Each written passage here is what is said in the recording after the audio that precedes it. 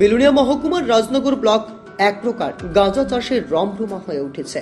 Police প্রশাসন বারবার অভিযান চলে গাঁজা বাগান ধ্বংস করে শেষ করতে পারছে না।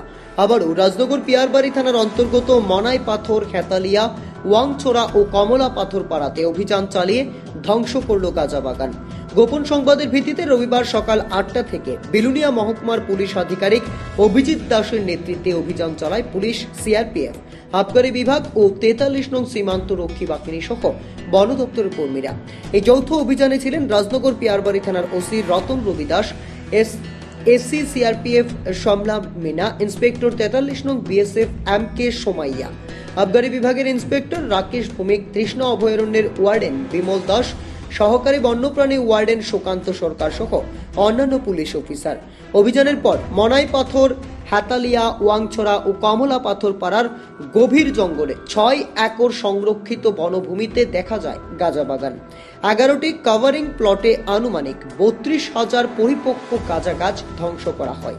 এই অভিযান শেষ হয় সকাল 10:30টা নাগাদ। পুলিশ গাঁজা বাগানের মালিকের খোঁজে তদন্ত শুরু করেছে। এই ধরনের অভিযান আগামী দিনেও জারি থাকবে বলে জানান রাজনগর পিয়ারবাড়ি থানার ওসি রতন রবি দাস। যদি একটু বলেন।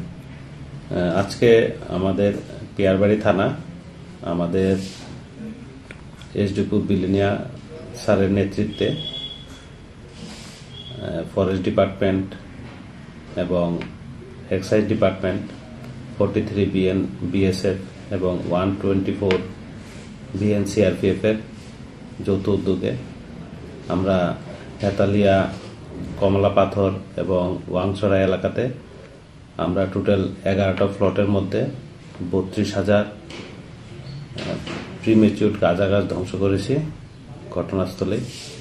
এবং ওই এলাকাতে এবং ওই এলাকার আরো আশপাশে কোথায় কোথায় অবৈধভাবে আরো গাঁজা গাছ লাগানো আছে এগুলো আমরা খুঁজে বের করছি এবং আগামী দিনে আমরা এরকমভাবে এই গাছ ধ্বংস অভিযান আমরা করব।